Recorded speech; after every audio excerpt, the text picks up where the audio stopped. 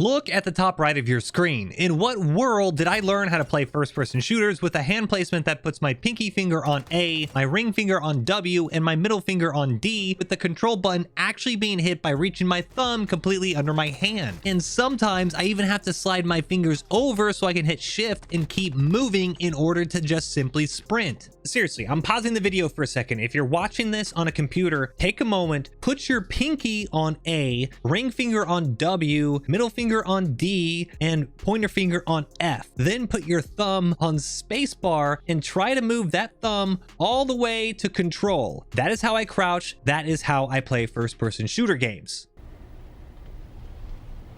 Why are you the way that you are?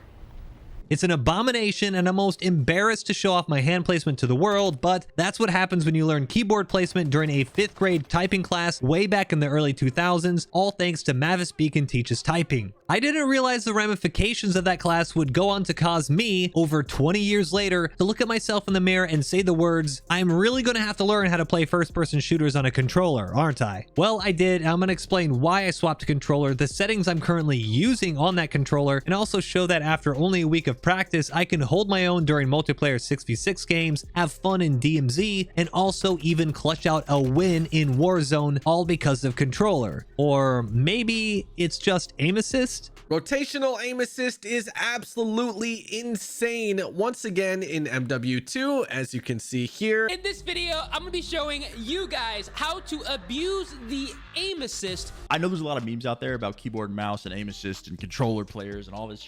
Guys, trust me, it literally aims for you. So there's two parts of aim assist. You have rotational, which only works off the left analog, and then you have slowdown, which works right off the right analog. Hey guys, MoiDawg here, and it looks like as 2022 comes to an end and we look forward to 2023, mouse and keyboard FPS gaming is officially dead. Okay, so it might not be dead, but the writing's been on the wall for the past couple years, and especially the past few weeks while I've been leveling up my weapons in the multiplayer modes of Call of Duty Modern Warfare 2, I felt as if I was losing gunfights that I really shouldn't be. People were tracking me way better than I've ever seen in up-close firefights. I would get shot through the smoke or insta-turned on as I slid by, and a lot of the times my deaths just felt unfair. Most of the times when I looked at the kill cam and afterwards I saw the lobbies and I saw who was playing, I saw the controller icon, and I really just felt cheated. I felt like I wasn't dying to someone's skill, but I was dying to aim assist, and I was dying to the controller playing the video game for somebody. Now, to be fair, I do typically just get wrecked when it comes to games like these because of the horrible hand placement you guys witnessed in the intro. It's not so bad when I'm casually gaming or playing tactical shooters like Squad, but when I get absolutely dumped on by the SBM hammer and get matched up with the sweats in close quarters 6v6 games, I just don't really have the hand dexterity to move that way. My hand placement is horrible. I'm not able to do any of the slide canceling, any of the weapon swapping, and I'm also like 32. I ain't no spring chicken anymore, and the reality of the situation is that many of these FPS games now are made for controllers. I love PC gaming. I've been playing PC for over 20 years, but we're actually in the minority when it comes to how games are played. According to a report by Newzoo, as of April 2022, only 20% of the global gaming market is actually on PC, whereas nearly 30% are on consoles and over 50% are on mobile or tablets. Console gaming has also had the greatest year-on-year growth with 8.4% and is a $58.6 billion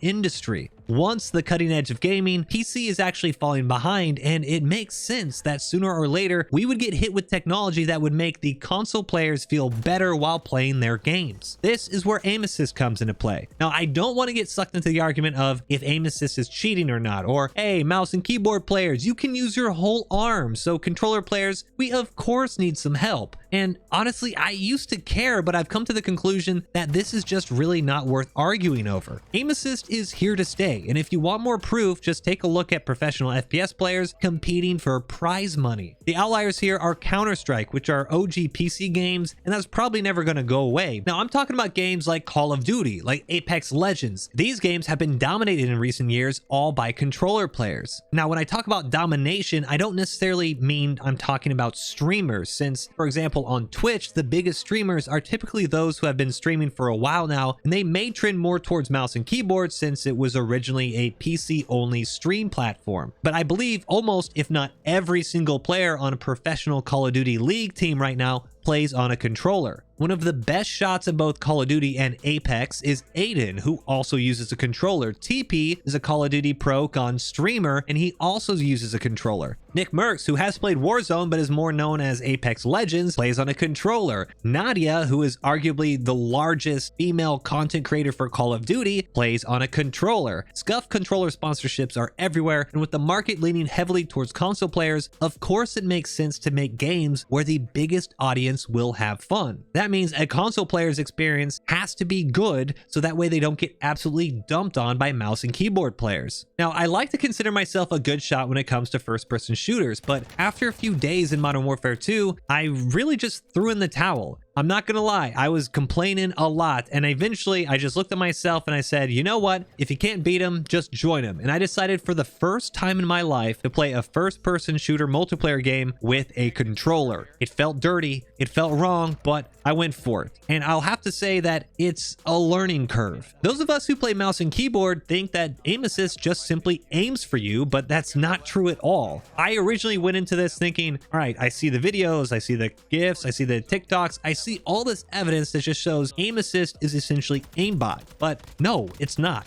It can help, and it definitely gives you what is known as sticky aim, but you still have to know how to work it, what sticks to move to stay on target, and of course you still need recoil control. That's also not even taking consideration that the longer range fights, a lot of the times these longer range fights are just complete crapshoot since aim assist doesn't help at all, and if you don't have the experience using them, then you're going to overshoot or undershoot a lot of the time. Swapping from a mouse and keyboard to a controller is not an instant aimbot, even though I really thought it was originally, and after playing now on controller for a little over a week, I feel as if I have a new appreciation for those who use the sticks. I still think it's a little cheesy at times, but it is hard, and it's not just a free win. But I will say it does give someone like myself a way to move around in the game in a way that was extremely difficult before due to my horrible keyboard hand placement. For a week now, I've spent upwards of 3 hours learning how to use a controller and grinding through the absolute dumpster fire of the SBMM and the horrible spawn lobbies of multiplayer in Call of Duty.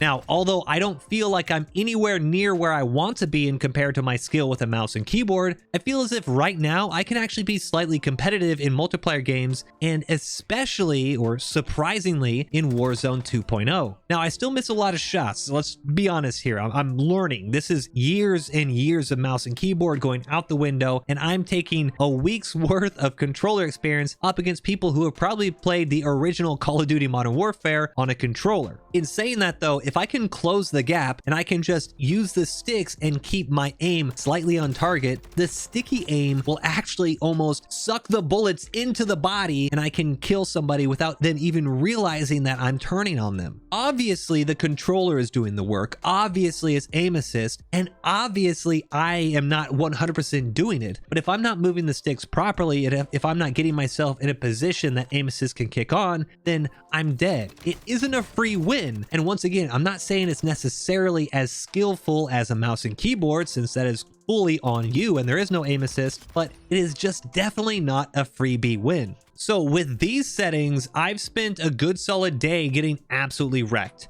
Horrible KD, barely being able to shoot, and really questioning whether I should even play this game with a controller. But eventually I began climbing my way out of bot lobbies, and I found myself competing with decent shooters. I still have a long way to go, but I think the positive way to take on the future of FPS gaming is not to be angry and yelling at the clouds about aim assist, but instead trying it out for yourself and seeing if maybe this new way to play is actually better. All right, so for my settings, I have an Xbox Series X controller. It's nothing special. It came with the Xbox Series X, just plugged it into my computer, and here we go. My button layout is bumper jumper tactical. The reason why I'm doing bumper jumper tactical is because the left trigger or left B button, which you see highlighted in the left here, is the jump or mantle. I'm able to jump without removing my hand from the controller at all, and I can still keep the left trigger as zoom ADS and right trigger as fire. That way I'm able to jump and fire, and I'm not gonna lie, I have big hands, so it's hard to get used to this on the controller, but getting used to it, I'm now able to do the jump, fire, peek the corner, and slides that I get killed with all the time. It's really fluid, and once you play around with it, the jump, bumper, jumper, tactical bumperness actually works really, really well. Additionally, you also have the tactical side of it. There is a bumper jumper if you want to just do bumper jumper, but you lose the change stance slide here. So if you go down to bumper jumper tactical, you see on the bottom right of your screen, the right stick, if you press that, that is your change stance. So you go crouch. Bumper jumper does not have that. So highly recommend bumper jumper tactical. So all of your movement is all without removing your hands from your triggers. You're moving and you're jumping, all super easy. Now, I don't have this inverted. If you play inverted, I guess you can play that. Stick layout, default, or actually this might be on by if you have like a console or something. Turn off vibration so you don't get completely confused and your aim is thrown off if you get hit with something, you start vibrating. Horizontal stick sensitivity is 6, and same with vertical. Anywhere between 5 and 7 I've seen. A lot of recommendations. I actually started at 4 because I was completely not used to this at all. I bumped myself up to 5 about a day into learning, and now I keep going back between 5 and 6. I think I'm gonna sit at 6, but I do find myself overshooting a lot and over aiming past where I want to, and that's because I'm not used to the high sensitivity of 6. Although I've enjoyed the mobility of it. So I'd recommend maybe starting at a 5 if you've never done this before, and then seeing how it feels after a few games. ADS sensitivity multiplier, you can leave this at 1. That means your ADS is going to have the same sensitivity. I actually have it down to 0.85. Maybe you don't want to go lower than 0.75, but that means that when I ADS or I aim down sight, I'm moving slower than my actual sensitivity from when I just move around. So if you don't want any difference at all, keep it at 1. If you want to move it faster, increase it to above 1. If you want it slower than your actual movement, which I would recommend, then you'd put it a little bit lower. Anywhere between 0.75 and 0.85 I found to be pretty good, and I've now settled on 0.85. Sensitivity multiplier is default. Also default vertical aim axis. Don't worry about showed more. ADS is hold. That means just when you hold left trigger, you're holding your ADS. Sprint tactical, all that type is default. Automatic tactical sprint, make sure that's on just whenever you move your stick forward. If you have the ability to tactical sprint, that's where you're sprinting with your weapon held up high, it will automatically do that. Default, and default. Okay, so target aim assist. This is now the I guess controversial aim assist area. You're going to want this on. If you're playing a controller, you're doing aim assist. We're not beating around the bush. We're playing because aim assist is included and we want to take advantage of it. Aim assist on. Black Ops I found to be the best for me. People have done a couple different ones and all different testing, and they're more familiar with controllers. I'm not the go-to on why Black Ops is better than focusing, better than precision, better than default. I just know after watching a whole bunch of videos and after playing around with all of them, I found that Black Ops has been able to, same with down here, we'll get to it, the dynamic response curve type. Black Ops have been able to help me immensely with rotational aim assist. When I'm moving around and players are jumping in front of me, it really helps get that sticky aim and track onto people, so that way you have no issues following someone when they move. Gyro, don't change any of this. Moving on to aiming, aim response curve, you do want dynamic, so that way you can help aim and get that sticky aim when people move. ADS sensitivity multiplier, I have this at 0.85, so you just have it your ADS whenever you aim, which we mentioned before. Sensitivity transition timing is default as instant. Default inputs dead zone. This is also where you want to adjust. Dead zone is if you want to put it down to 0. And you're going to get a little bit of stick drift. And stick drift means that if you put this all the way down to 0 here, and I move my left stick just a little bit to the left, it's going to actually continue moving my character's aim to the left a little bit. And eventually it might stop, but that means this stick, even though it seems like it's not moving, it's still moving a little bit to the left. You want to move this down to 0, get into a private game. And unfortunately, I would go to a private game, but Modern Warfare 2 just broke, and I'm getting a dev error if I go into that. Unfortunately, I can't show you, but you're going to want to go all the way up until you get no more stick drift. So every time I did this, I'd go to 0.03, for example, and then move my left stick just a little bit, and I would see my crosshair move slightly to the left, left, and then just kind of stop. That's stick drift. Whenever you're not touching your sticks and it's moving, that's stick drift. So for me, at about 0.04, closer to 0.05, I noticed that the stick was no longer moving when I removed my fingers from it. So you want to get to that point. Most sticks, if they're brand new, are 0.05. I'd be very surprised if it was any more than that, unless it was a super used controller. Left stick max, you want all the way up, 0.99. Left trigger and right trigger, 0.0. For all this, I believe this is all default as well. One thing that I would say is just to make sure that you have grounded mantle on.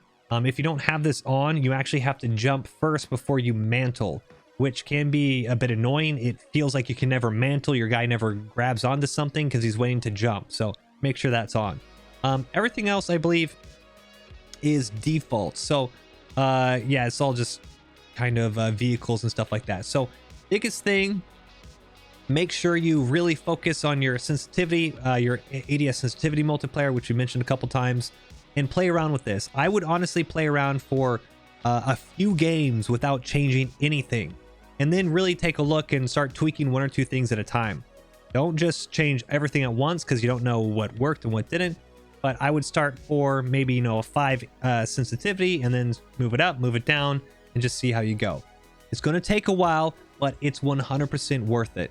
Aim assist is not a free win, and I was 100% against a controller playing FPS until I just gave it a try, and I realized for my unique keyboard situation, it's actually giving me some movement that I never thought I could do. I know there will always be hardliners saying that playing with a controller is aimbot. I'm not pretending that, once again, that aimbot doesn't exist, but I truly think that the work to put in to learn how to play on a controller will be 100% worth it in the long run. If you haven't seen the shift already, be prepared for the next few years to really drive that point home that controller gaming is the way to do FPS, like it or not. But what do you guys think? Am I crazy? Was swapping to controller actually giving up, and have I just turned to the dark side? Or maybe you're a controller gamer and have found it to be a much better experience compared to when you play on PC. Let me know in the comments below, and if you liked the video, give it a thumbs up and subscribe for more. But that's it for me. Until next time, peace.